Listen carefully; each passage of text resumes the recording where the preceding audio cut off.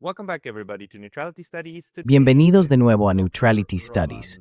Hoy tenemos con nosotros al Dr. Rolando Drumundo, analista político y periodista, y autor del libro La construcción del Estado en medio de la lucha geopolítica, el caso de Ucrania, Moldavia y Transnistria.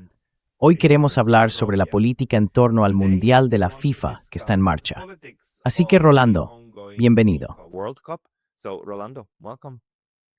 Hola Pascal, gracias por invitarme. Es un honor. Thank you very much for reaching out and for actually pitching the idea. Muchas gracias por ponerte en contacto y por proponer la idea de hacer una charla sobre la FIFA y el Mundial, porque la política que hay detrás de todo esto suele estar bastante camuflada. Se nos hace creer que es solo un evento deportivo, pero como hemos visto en la forma en que Donald Trump trató incluso al equipo de Irán, está claro que no es así. Así que, Rolando, ¿podrías contarnos, ante todo, cuál es tu análisis sobre la política que hay detrás del Mundial?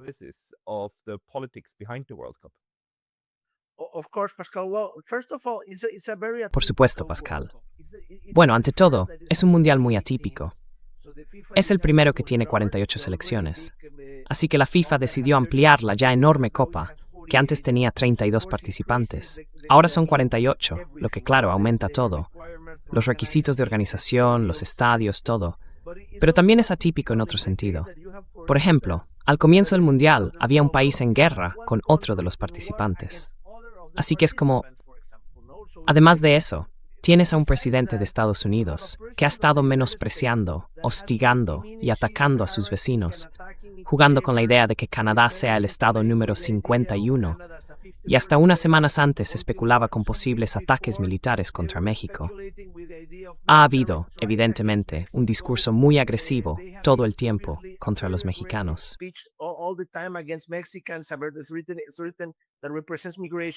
Se dice que representa la migración. Así que todo esto junto, más por supuesto, la ya muy publicitada política migratoria de Estados Unidos, que ha generado muchas controversias en todo el mundo, hace que sea un mundial muy atípico. Porque además de eso, también tenemos a un presidente estadounidense que recibió algo creado expresamente para este evento, el Premio de la Paz de la FIFA. Es decir, fue como la manera que tuvo la FIFA de compensar el hecho de que Donald Trump realmente esperaba, o al menos tenía la idea, de que iba a ganar de alguna forma el Premio Nobel de la Paz.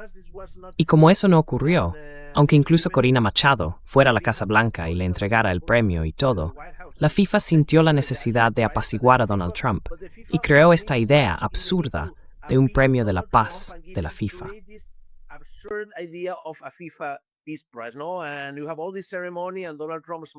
Y tienes toda esa ceremonia y Donald Trump sonriendo como un niño, fingiendo, sí, soy un héroe. Y además cambia constantemente el número de guerras que dice haber terminado. Pero en conjunto, todo esto forma parte del conflicto político que rodea al Mundial, por supuesto. Y por eso es tan interesante, porque tienes a la FIFA, que por un lado pretende decir que esto es un evento apolítico, que no tiene nada que ver con la política, que no debería haber manifestaciones políticas. Pero por otro lado, están completamente metidos, completamente sumergidos, en la lógica de darle a Donald Trump todo lo que quiera. Y creo que una de las razones por las que Infantino y Donald Trump coinciden en tantas cosas es porque comparten esa forma de hacer negocios, en la que no les importa en absoluto el contexto.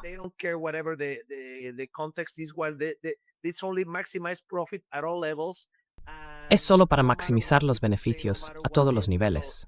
Y da igual lo que diga la gente, da igual cuáles sean los estándares éticos, da igual lo que ocurra. Por eso creo que había un gran entendimiento en ese sentido.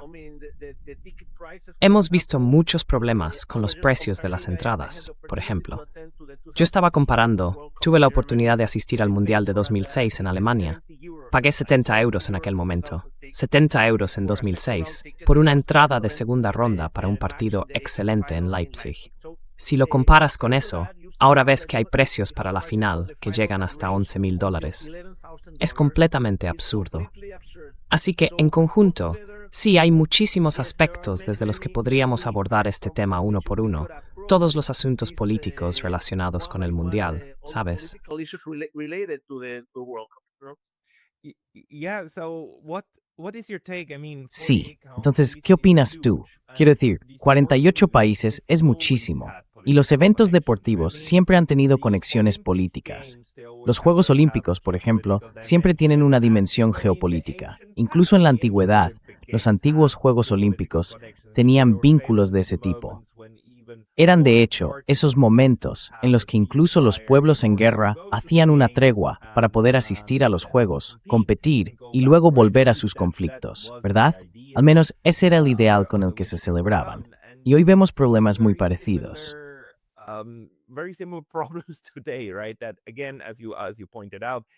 De nuevo, como has señalado, Irán está en guerra con Estados Unidos. Y luego ocurre esto. Estados Unidos se niega a acoger al equipo, a permitir que duerma y coma en su territorio, y tienen que irse a México. Primero, ¿crees que este conflicto es sostenible para la FIFA, para los Juegos Olímpicos y para los grandes eventos deportivos a la hora de elegir a una de las grandes potencias como sede en el futuro? Y por otro lado, ¿qué crees que estamos aprendiendo de la FIFA actual, de la forma en que está gestionando esta situación en lo que respecta a estos grandes eventos internacionales?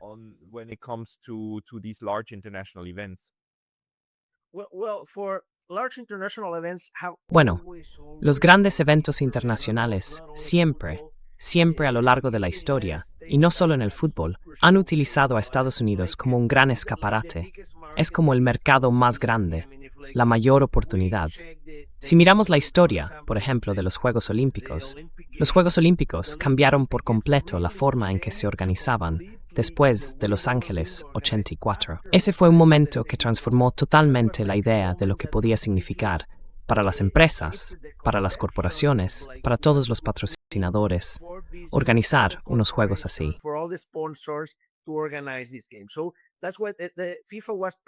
Por eso la FIFA era perfectamente consciente, sabía el riesgo, pero consideraba que, bueno, el beneficio sería mucho mayor, aunque su imagen ya estuviera bastante dañada.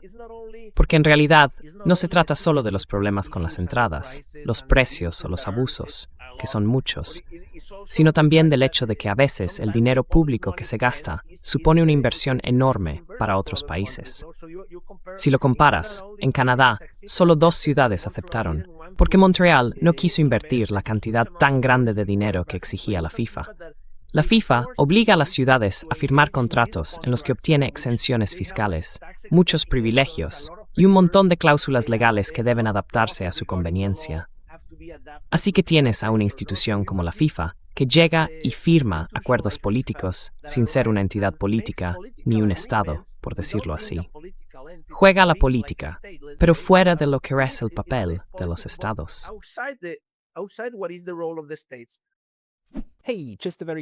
Oye, solo una nota rápida.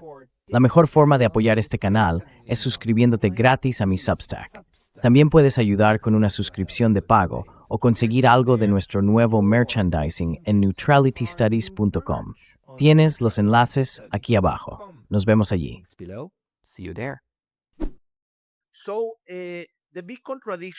Así que, la gran contradicción del deporte.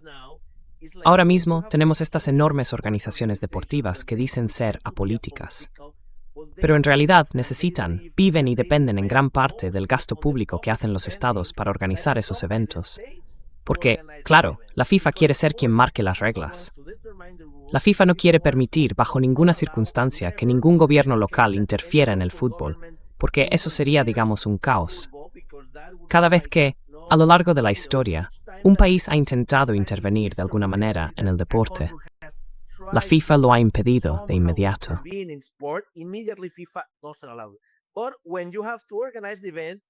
Pero cuando hay que organizar el evento, por favor, págame, ¿no? Entonces, los estados invierten sumas enormes de dinero en el evento, lo cual, obviamente, para muchos países no es tan fácil, ¿verdad? Y por eso, el hecho de organizarlo en Estados Unidos permite esa posibilidad. Siempre tienen el dinero, siempre tienen los recursos, siempre tienen la capacidad. Pueden permitirse tener esa cantidad enorme de partidos y vender las entradas a los aficionados por más de $1,000 cada una. Y alguien las comprará.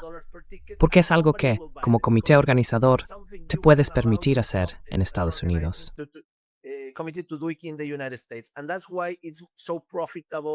Y por eso es tan rentable y tan atractivo para ellos hacerlo.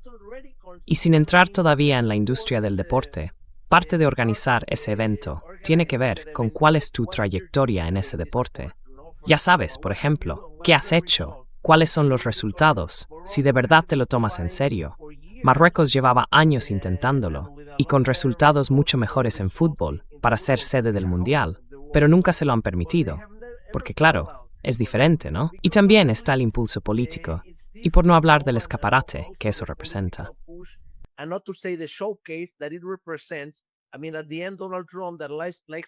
Quiero decir, al final, Donald Trump, que disfruta siendo el centro de atención, va a tener un Mundial de la FIFA y también los Juegos Olímpicos, si sigue en la presidencia en el año 2028. Por eso, y este es el punto principal, pero también la gran contradicción. En la FIFA, y no solo en la FIFA, sino en todo el sistema del deporte internacional actual, no existe ningún tipo de rendición de cuentas. No hay manera de ofrecer ninguna posibilidad de aclarar o mostrar transparencia alguna, ni en cómo gestionan a los patrocinadores, ni en cómo se negocia realmente la concesión de una candidatura a un país. Al final, por eso hemos estado.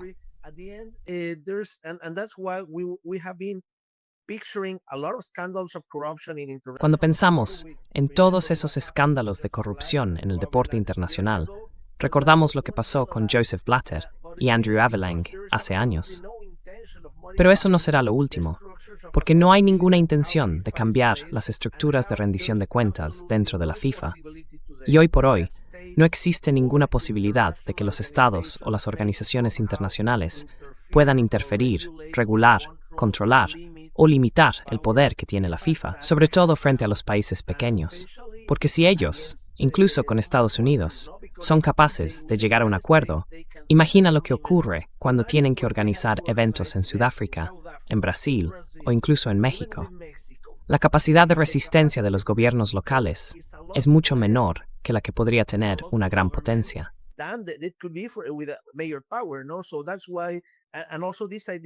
Por eso, y también por esta idea de crear esos 3 países anfitriones para vender la imagen de que es algo más multinacional, más multicultural, pero en realidad es medio falso, porque Estados Unidos tiene más del 80% de los partidos. Tienen todos los cuartos de final, todas las semifinales, la final, prácticamente todo. Así que solo se añaden 2 países más para poder decir, sí, la FIFA une, el fútbol une. No, eso es falso. El fútbol une, sí, pero los aficionados mexicanos no pueden ir libremente a Estados Unidos, porque, bueno, el 80% de la población mexicana no tiene visado estadounidense. Y eso forma parte de las contradicciones que se ven constantemente en el deporte internacional hoy en día.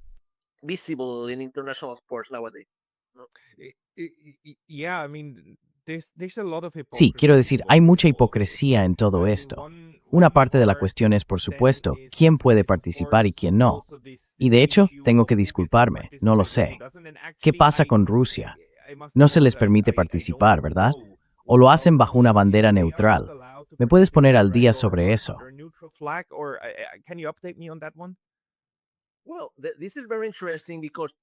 Bueno, esto es muy interesante, porque después de 4 días en 2022, cuando Rusia atacó e invadió Ucrania, a los 4 días la UEFA y la FIFA ya estaban imponiendo sanciones y prohibiciones a Rusia.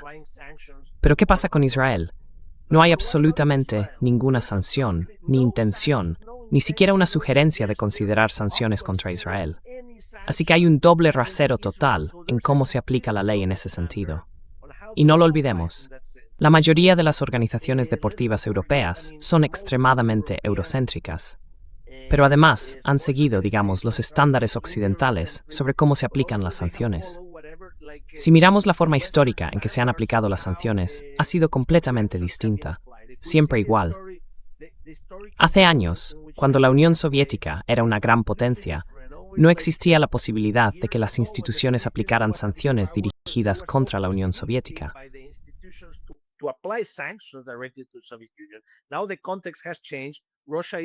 Ahora el contexto ha cambiado.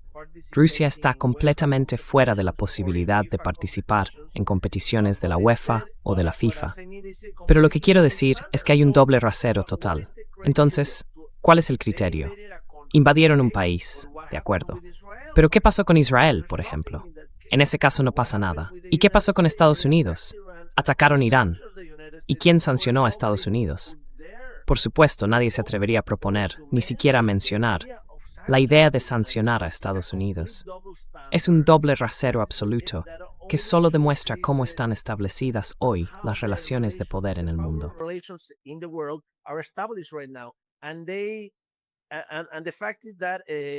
Y el hecho es que en ese sentido es extremadamente eurocéntrico y con una orientación claramente occidental.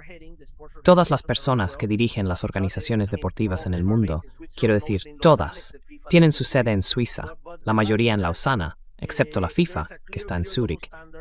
Pero la realidad es que existe un doble rasero muy claro, sin criterios específicos. Y no se trata solo de sanciones, porque también ocurre con el reconocimiento. Porque si lo piensas, en las Naciones Unidas soy 193 estados, más 2 apesuadores. En cambio, hay más de 200 miembros.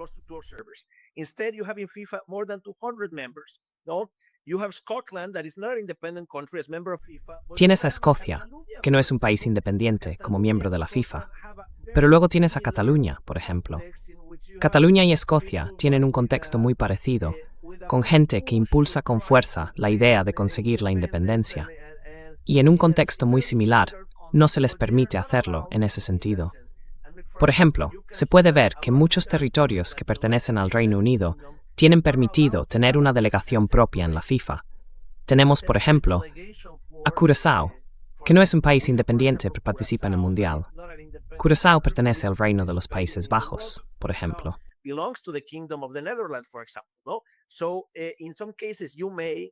Así que en algunos casos sí y en otros no.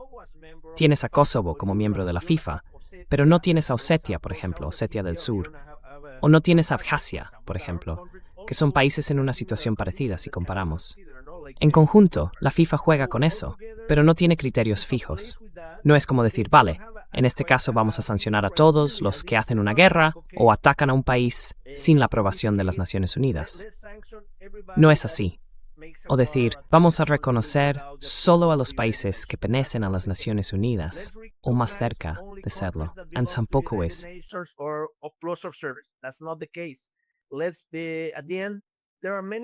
Al final, hay muchas irregularidades en la forma en que operan, pero obviamente se ve con claridad el impacto del contexto geopolítico, el impacto de lo que permite que prevalezca la visión dominante desde una perspectiva occidental. Y así es como funciona la FIFA, buscando al mismo tiempo maximizar las oportunidades de negocio y permitir, sobre todo permitir, a los patrocinadores controlar y decidir lo que ocurre. Porque al final es lo que interesa a los patrocinadores, es lo que interesa a todas las corporaciones que regulan, controlan y presionan para cambiar las normas. Por ejemplo, la pausa de rotación ha generado muchas críticas en todo el mundo, porque no es más que una forma de dar a los patrocinadores 2 minutos más en la primera parte y 2 minutos más en la segunda. Y en conjunto, parece que los patrocinadores mandan, y lo demás, bueno, da igual. El fútbol no es la prioridad.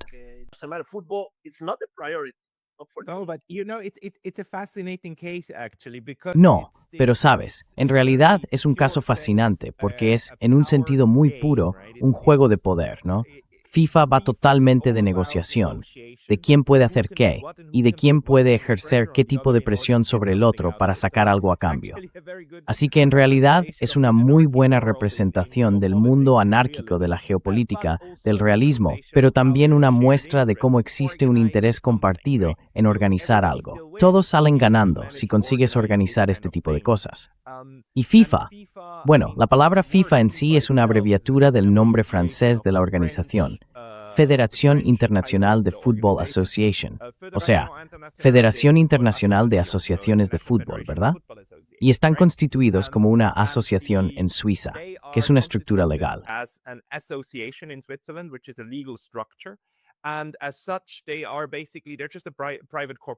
Y en ese sentido, básicamente son una empresa privada, una entidad privada que junto con otras entidades privadas de todo el mundo, cada país tiene la suya o cada jurisdicción tiene su propia federación de fútbol, se unen a la FIFA para decir algo así como, oye, queremos participar en vuestro juego.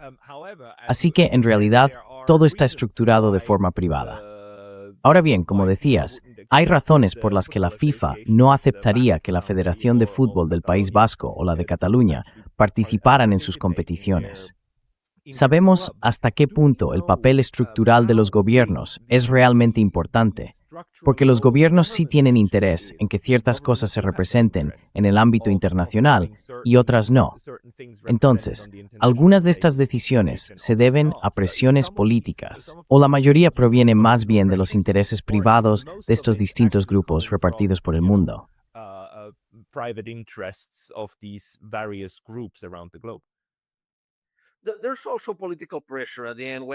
Al final, también hay presión política. Cuando se negocia, siempre surge la pregunta de quién quiere qué, es decir, quién quiere organizar el Mundial.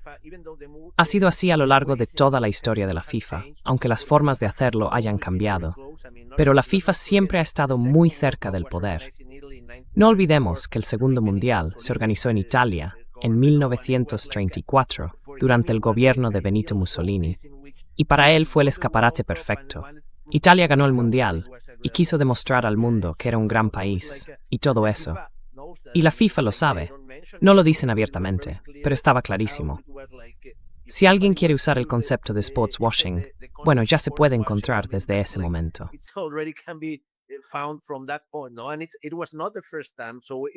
Y no fue la primera vez. Hubo muchos casos en los que ha estado completamente vinculado. En 1978, no lo olvidemos, había una de las dictaduras militares más crueles de América Latina, en Argentina, y organizaron el Mundial de Fútbol de ese año. Incluso recibieron ayuda durante un partido que les aseguraba pasar a la final.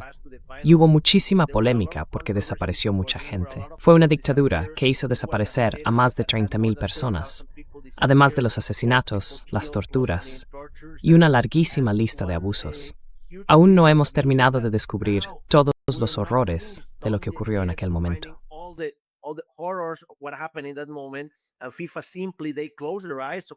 Y la FIFA simplemente cerró los ojos ante lo que estaba ocurriendo en ese momento.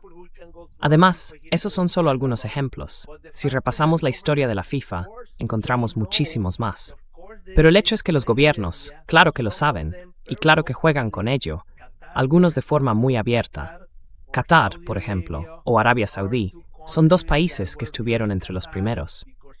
Qatar es un caso muy interesante porque ha llevado a cabo una campaña activa de relaciones públicas en todo el mundo, sobre todo en Europa, pero también en muchos otros países.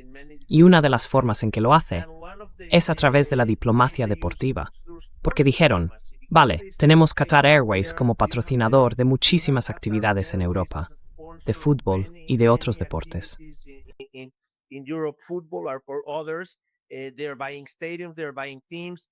Están comprando estadios, están comprando equipos.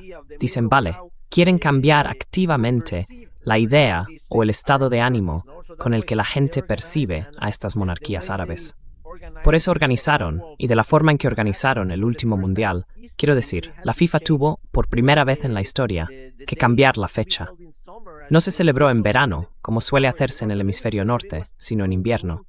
Fue muy curioso para todos nosotros. En diciembre, con la nieve fuera, viendo el mundial. Era como, bueno, esto no es lo habitual. Pero todo fue, obviamente, por la manera en que consiguieron llevar, porque no hay otra forma de decirlo, llevar a todos los dirigentes de la FIFA a convencerse de que Qatar era el país ideal.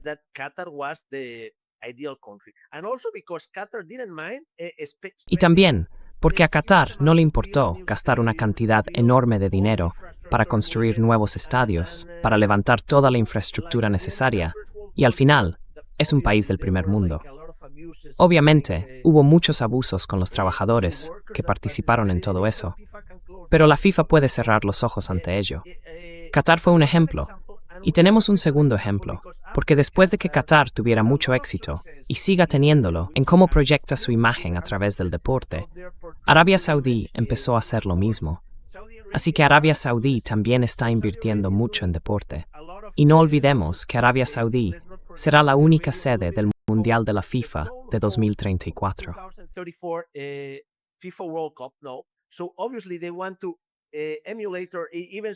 Así que, obviamente, quieren emularlo o incluso superarlo en todos los aspectos. Porque si va a ser un mundial con 48 o incluso 64 países, no sabemos qué decidirá la FIFA en ese momento. El hecho es que Arabia Saudí tiene el dinero, tiene los recursos y, sobre todo, tiene la capacidad de un gobierno que lo tendrá todo bajo control. No hay proceso, no hay posibilidad de que una oposición política critique o diga, esto no me gusta, esta no es la mejor idea, esto es demasiado gasto. Por eso los gobiernos, claro, lo saben, participan activamente en ese tipo de negociaciones. Había un dicho famoso en el comité, creo que en los años 70, cuando preguntaban entonces quién era, he olvidado su nombre, el presidente del COI en los 70, no recuerdo su nombre, pero el hecho es que en...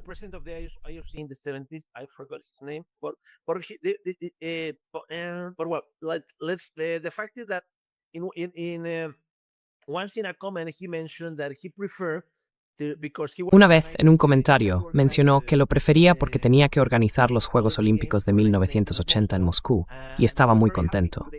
Dijo algo como, prefiero organizar eventos en países donde no haya oposición ni democracia que nos critique, porque es mucho más práctico. No recuerdo la cita exacta, pero era algo así, en el sentido de que lo hacía todo más fácil. Así que, ¿Samaranch? Sí, Samaranch, claro, él era catalán. Y bueno, el caso es que, en misstänkte para la FIFA, eso es un snack desfecte.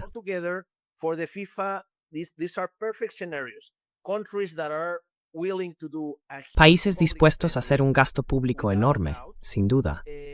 Claro, a la FIFA no le importa el beneficio político que obtengan, pero si están gastando y dándoles todo lo que necesitan, para ellos está bien. Y esa es la realidad al final. Dinero público que se gasta en un evento enorme, enorme, enorme. Pero en pocos casos eso se convierte en algo que aporte algo tangible a la gente. Porque al final, con los mega eventos, muchas veces hay muchísimo gasto público que en realidad no beneficia a los locales. Ellos no reciben el beneficio. Y todo el dinero acaba en manos de las corporaciones o de los organizadores.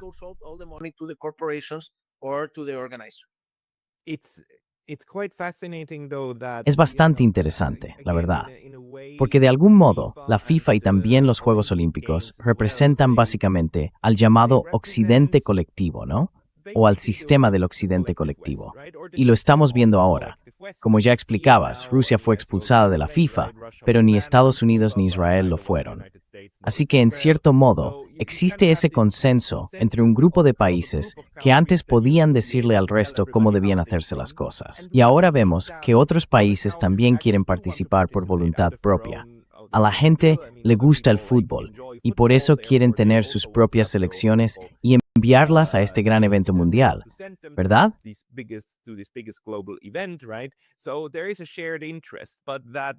Así que sí, hay un interés compartido, pero las estructuras de poder, la forma en que se creó esta organización y la manera en que se gobierna siguen funcionando claramente dentro del marco del llamado Occidente colectivo. ¿Cree que lo que está ocurriendo ahora va a cambiar eso de alguna manera? ¿O está todo tan arraigado que no deberíamos esperar una revisión de la propia FIFA?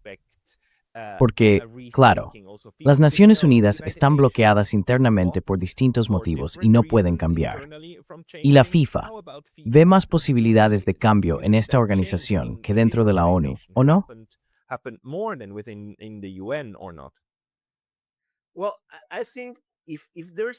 Bueno, yo creo que si hay un cambio, no va a venir de la FIFA. No, porque al final, ¿qué tenemos en la FIFA? La FIFA es una organización que depende de las federaciones locales de cada miembro, ¿no? Y están completamente interconectadas. Quiero decir, el hecho de que la FIFA tenga tantos miembros es una forma de que el grupo dirigente, encabezado por Infantino y los demás, asegure lealtades con los más pequeños. Tienen, no sé, 213. Creo que ese es el número actual. Tiene más de 200 miembros, pero en realidad solo 48 pueden ir al Mundial.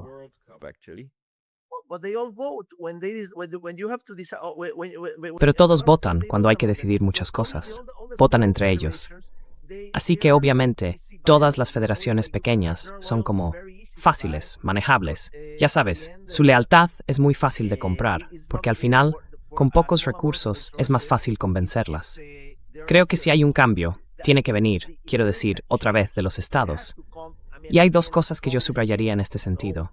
Una, esto se ha notado desde hace muchos años.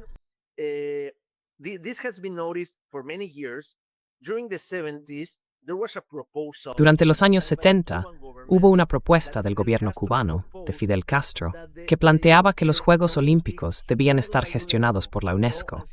Decía que no debía ser una entidad privada, sino que la UNESCO debía encargarse de decidir, de organizar y de elegir la sede y todo lo demás.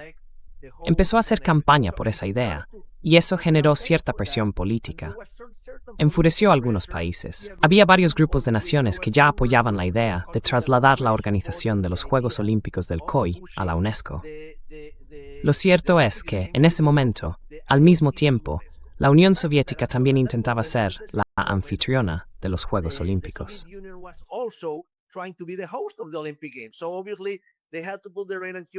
Así que, obviamente, tuvieron que ponerle la mano a Cuba y decirle, oye, espera un momento, esto no es para ti, este no es tu momento. Entonces la Unión Soviética detuvo esa campaña cubana y ahí se acabó. Creo que al final debería haber una voluntad política entre los estados para reorganizar eso, para estructurarlo de otra manera, para tener una visión distinta de cómo deberían ser los deportes a nivel mundial. No olvidemos que ahora mismo Estados Unidos está perdiendo la hegemonía que tenía. Los Estados Unidos de hoy no son los de los años 90, cuando pensaban que controlaban por completo el mundo. Y esa idea falsa de Fukuyama sobre el fin de la historia, en la que Estados Unidos sería la potencia hegemónica absoluta, eso ya se acabó. Eso ya no existe.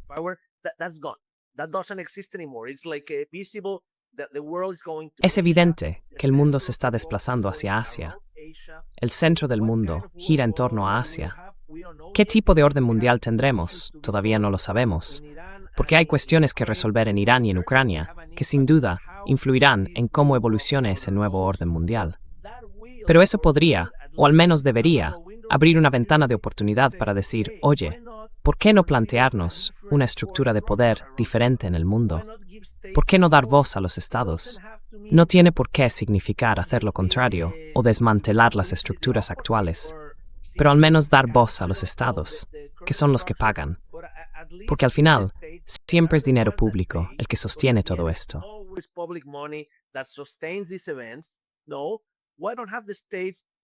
No, ¿por qué los estados no tienen voz ni la oportunidad de limitar y condicionar de verdad la forma en que se hacen las cosas?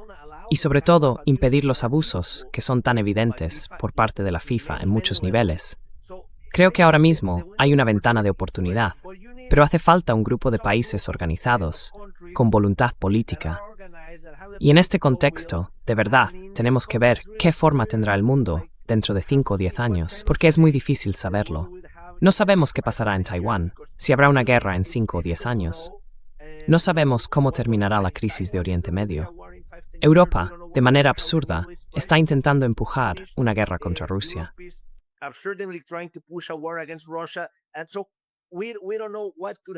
Así que no sabemos qué puede pasar en muchos sentidos, pero está claro que después de eso se abren oportunidades para reestructurar. Creo que eso podría ser una buena ocasión para el deporte, sobre todo teniendo en cuenta que la imagen de la FIFA se está deteriorando constantemente.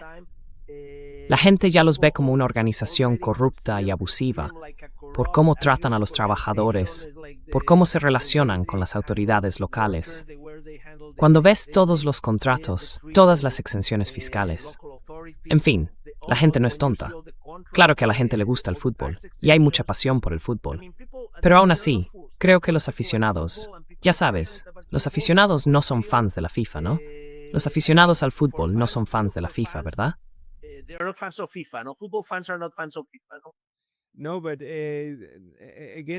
No, pero de nuevo, lo interesante es que aunque la FIFA, internamente, con sus miembros, tiene que funcionar según su propio estatuto, que sí incluye algunos elementos democráticos, como que las asociaciones miembros puedan votar, en conjunto, la FIFA no es una institución democrática, ¿verdad?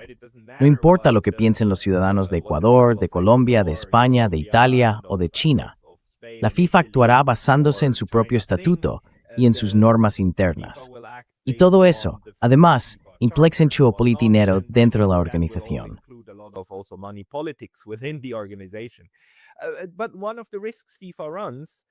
Pero uno de los riesgos que corre la FIFA es parecido a algo que a nivel gubernamental ocurre un poco más abajo dentro de la ONU, pero que sigue existiendo. Y es que de repente sus miembros digan, oye, ¿sabes qué? Vamos a crear otra FIFA. Nos juntamos, nos vamos todos y montamos un nuevo club. ¿Qué tan grande es ese peligro para la FIFA? Hay conversaciones sobre eso. Hay gente que diga, no, estamos a punto de irnos y marcharnos. Quiero decir, how we step Rusia step más. Sang estado la Federación Rusa de Fútbol.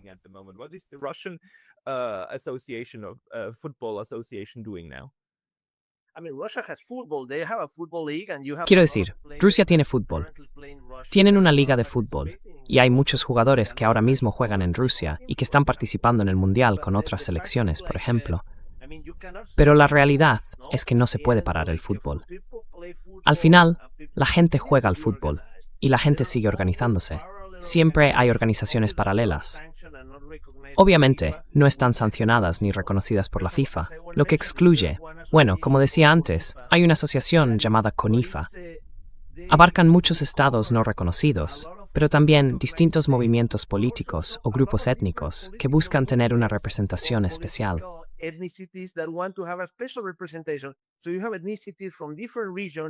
Así que tienes etnias de distintas regiones, incluso de Canadá, de Rusia o de otros países, además de algunos territorios no reconocidos. También están Osetia y Abjasia como miembros. Es como una mezcla. Siempre me gusta decir, la FIFA no nos quiere, así que nosotros vamos hacia la FIFA. Al final, cualquiera que quiera tener algo separado, porque en el fondo, la Federación del Mundial es eso, una suma de federaciones. Y una federación al final es un grupo de personas. Así que cualquier organización de fútbol, cualquier conjunto de clubes, puede organizarse y decir, oye, tenemos una organización, llamémosla como queramos, y podemos añadir miembros, porque de eso se trata.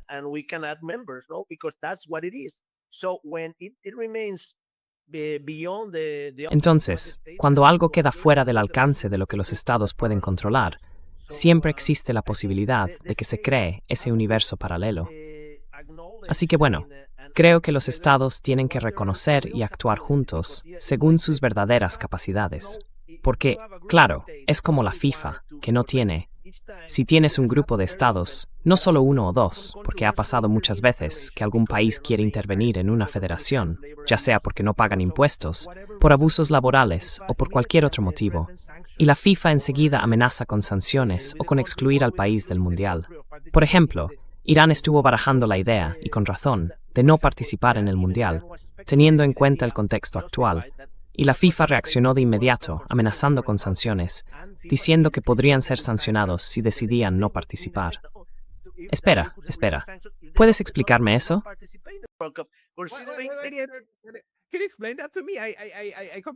Se me pasó por completo. O sea, Irán dijo, quizá no vamos a participar, y entonces la FIFA respondió, si no os unís, os vamos a sancionar. ¿En serio?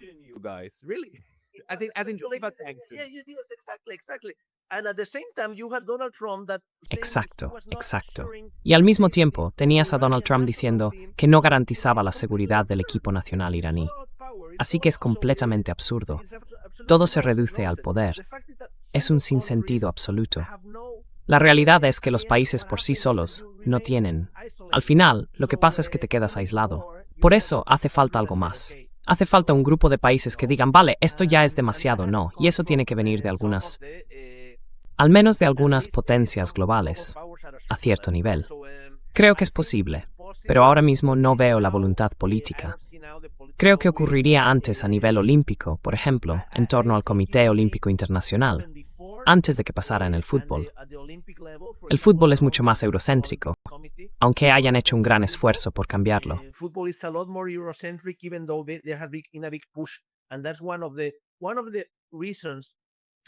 Y esa es una de las razones para aumentar el número de participantes. Permitir que el mercado crezca en Asia y en África. Sí, para crecer en Asia y en África. Por eso dan mucha más ayuda a esos países e intentan ampliar el mercado en esas regiones. Pero aún así, el fútbol sigue siendo un deporte muy eurocéntrico. Tenemos un caso muy interesante en la historia, y es uno de los pocos en los que la FIFA, o la UEFA en ese caso, tuvo que dar marcha atrás. El caso Bosman, en los años 90, creo.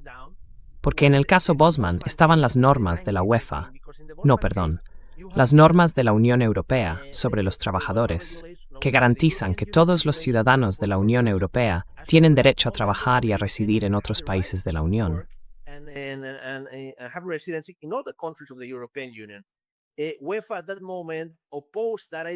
En ese momento, la UEFA se opuso a esa idea.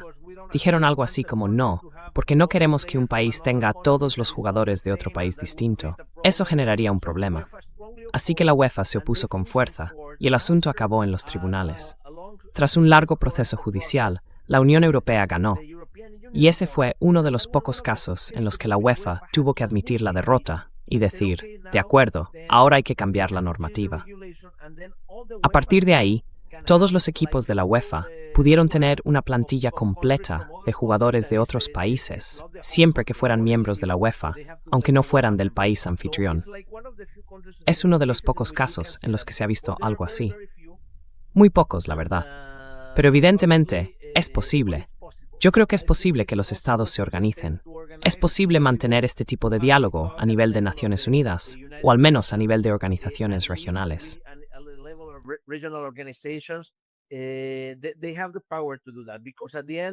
Tienen el poder de hacerlo, porque al final, la FIFA está limitada dentro del mercado. Si América Latina dijera que es un mercado enorme para el consumo de fútbol, claro que podría tener la capacidad de ejercer presión de otra manera. Al final ahora el país está completamente sometido, totalmente forzado. Si miras el caso de México, fue mucho más abusivo que con Canadá y Estados Unidos, con todas las medidas impuestas por Canadá. Pero al final los países no dicen nada. Prefieren sacrificar eso por el impacto político que pueda tener. Y bueno, es triste, pero creo que siempre hay una ventana de oportunidad si existe voluntad política entre ciertas potencias globales que quieran pensar, digamos, en reorganizar el deporte. Sí.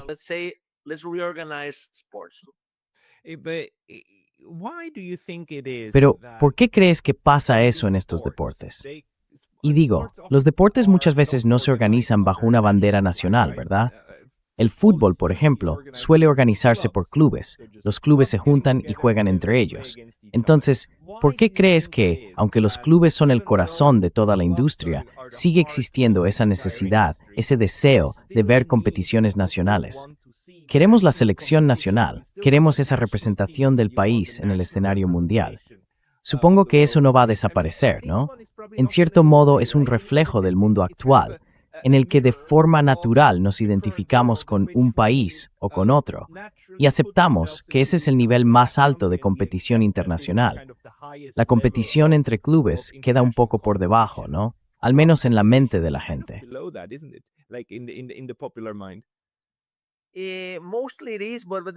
En general sí, pero también es una oportunidad para escapar de la realidad diaria para mucha gente.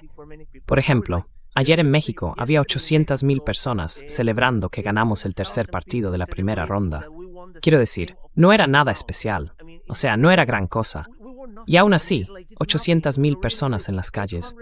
Me gustaría ver esa misma cantidad de gente protestando por algo, ¿sabes? La capacidad del fútbol para reunir a tanta gente es única. Es un potencial enorme, porque además es un mercado y también una ventana de oportunidades para usos políticos y económicos.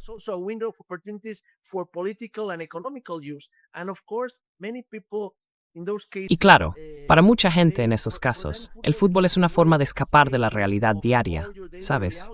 Es como, sobre todo en países en desarrollo, como en América Latina o en África, te da un sentido de identidad que no encuentras en muchos aspectos de la vida cotidiana, ¿entiendes? Es como, por eso creo que la escena de los fanáticos, especialmente en América Latina, es muy interesante, aunque no sea única. Pero pienso que también es una ventana de oportunidad para muchas cosas. La gente usa el fútbol para decir, dejémoslos ahí, viendo fútbol, manteniéndolos distraídos, mientras ocurren muchas otras cosas.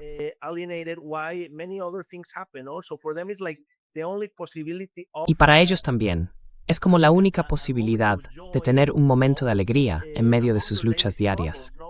Y eso es innegable. Ese es un hecho muy, muy importante del fútbol. No podemos olvidarlo. La gente necesita el fútbol como una especie de droga para olvidarse de lo que pasa. Y si en México vemos eso, en Argentina el nivel de alienación es todavía mayor. Quiero decir, es como, pero allí también tienes clubes que son realmente clubes, porque están en la identidad local. Tienes el club, que es del barrio, el de Uvesi.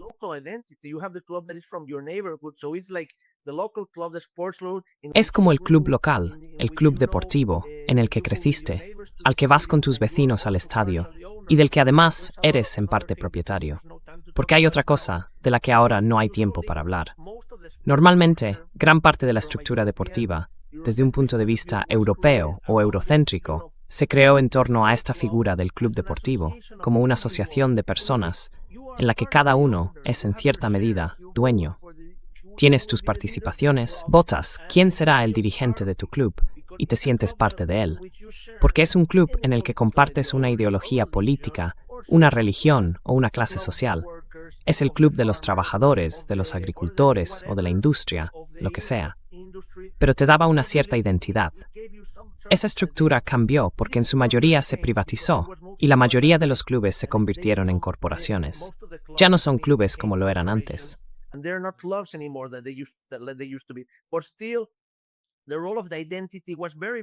Aún así, el papel de la identidad fue muy, muy importante. Por eso la gente se siente identificada con los clubes en algunos casos, pero también con la selección nacional.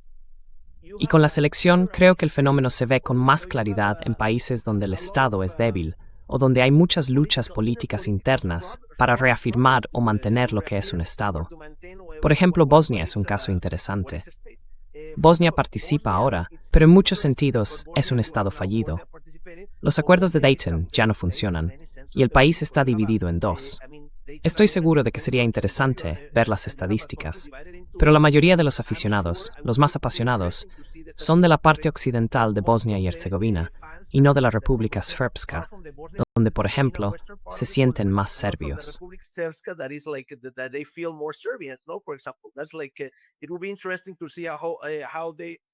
Sería interesante ver cómo participan en relación con eso, pero eso te da una idea de cómo a veces perciben un Estado, de cómo quieren vincularse con la selección nacional. Creo que cada país te ofrece una perspectiva distinta, una ventana sobre cómo lo utilizan. Pero claro, también es una forma de escapar de la realidad. Es una manera de decir, vale, estamos aquí, estamos allí. Por un momento parece que todos somos iguales. Bueno, parece, pero crea la fantasía de la posibilidad. Crea la fantasía de que una pequeña isla como Cabo Verde haya conseguido empatar con España.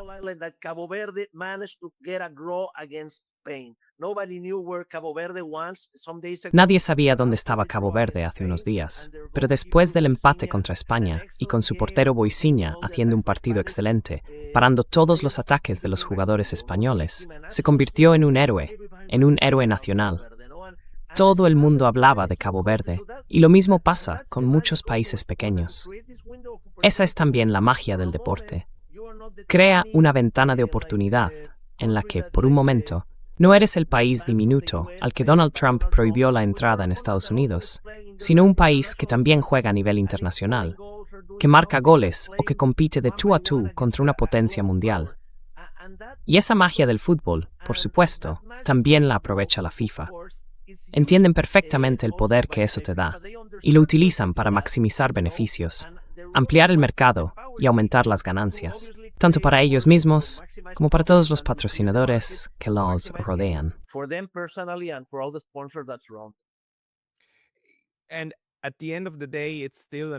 Al final, sigue siendo una afirmación de que la gente realmente quiere pertenecer a ciertas naciones, ¿verdad?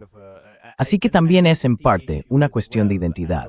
Y además, los jugadores que lo viven muchas veces dicen que es una de las mayores alegrías representar a su país, aunque claro, muchos de los miembros de la FIFA no son países reconocidos. Pero aún así, sientes que formas parte de una nación, ¿no?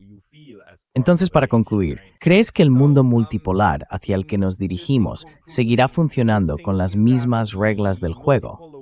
Me refiero, por ejemplo, a la organización de los mundiales. ¿O crees que eso también pondrá presión sobre la FIFA para decir algo así como, oye, quizá deberíamos dejar de elegir grandes potencias como sedes para estos eventos?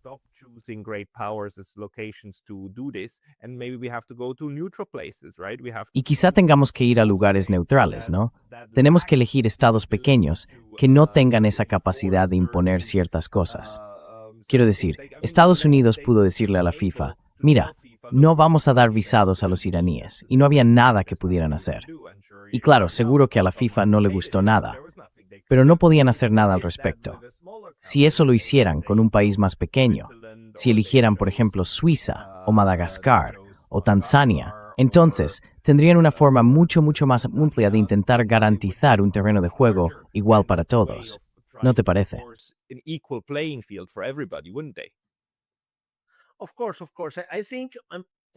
Claro, claro. Creo que, por ejemplo, una de las ideas para el próximo Mundial de 2030 es que habrá 6 países anfitriones. 6 anfitriones. Y eso permite a la FIFA controlar más fácilmente a los 6 países participantes. Porque es como decir, si uno se resiste, siempre pueden decir que los otros 4 ya han aceptado. Así que no puedes quedarte fuera. Y todos quieren una parte de lo que eso significa. Todos quieren un poco de esa oportunidad política para mostrar que están haciendo algo.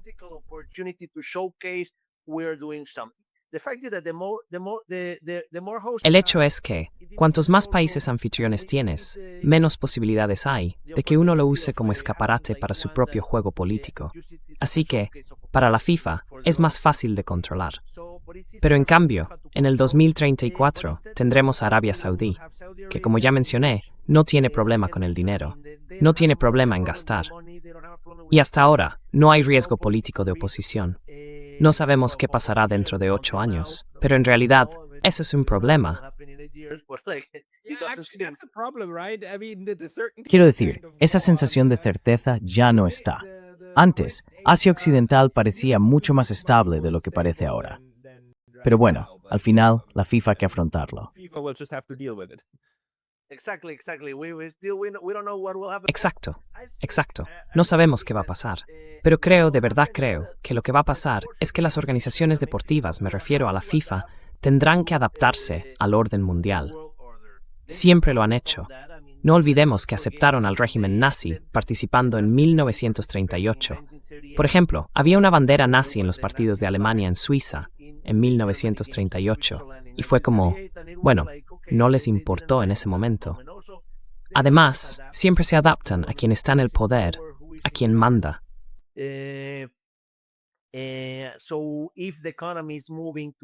Así que, si la economía se está desplazando hacia Asia, y si el principal polo del mundo también se está moviendo hacia Asia, podría ser que en algún momento veamos algo parecido.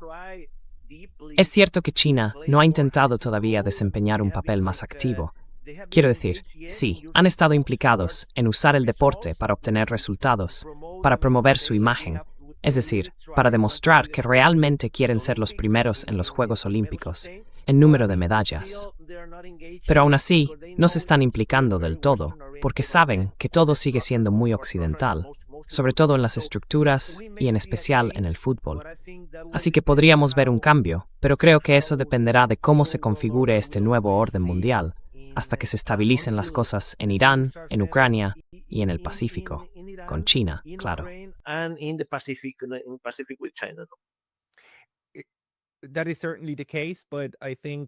Eso desde luego es así, pero creo que tienes razón al señalar también que la FIFA y los Juegos Olímpicos, igual que la diplomacia o la política deportiva, no son en realidad una mala forma de hacerse una idea de hacia dónde van las cosas. Si la FIFA cambia algo en sus normas de participación, pues quizá ya sabes, si vuelven a incluir a Rusia y cosas así, eso podría ser una señal importante de algo. Si empiezan a expulsar miembros, también es una señal de algo. Así que, en cierto matter, Yvrim next Gormam Tenu, Mukhaport mainly.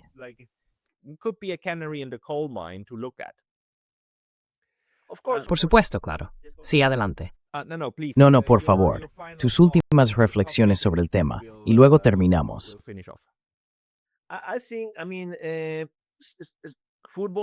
Creo que bueno, el fútbol es muy atractivo, muy llamativo. Es mágico ver los partidos. Y claro, para la gente, tanto los fanáticos como los que no lo son, es un mes cada 4 años que capta la atención de muchísima gente.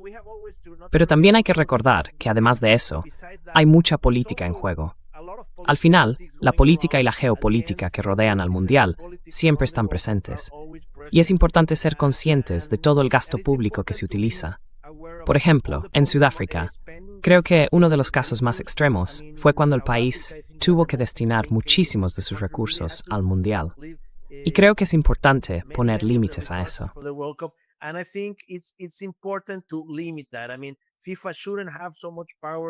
Quiero decir, la FIFA no debería tener tanto poder, no debería existir, del mismo modo que no debería haber un trillonario en el mundo. Tampoco debería haber una organización con tanto poder, sin regulación y sin rendir cuentas como la FIFA, ¿no? La FIFA necesita rendir cuentas, necesita límites. Los estados tienen que implicarse de forma más activa para establecer esos límites juntos, a través de las Naciones Unidas, de la UNESCO, de todas las organizaciones regionales e internacionales POWES, para ver hasta qué punto permitimos que una entidad privada decida lo que ocurre dentro de un estado.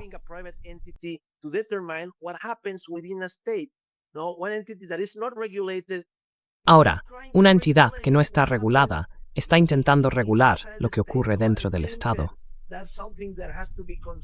Creo que eso es algo que hay que tener en cuenta, que hay que repetir y recordar, por el bien del fútbol en general, y también por todos esos aficionados fieles, que pase lo que pase, cada 4 años sacrifican un mes de sus vidas para ver todos los partidos que puedan, para seguir todo lo que está ocurriendo, y para ponerse la camiseta de su selección, con toda la pasión y con todo el significado simbólico que eso tiene.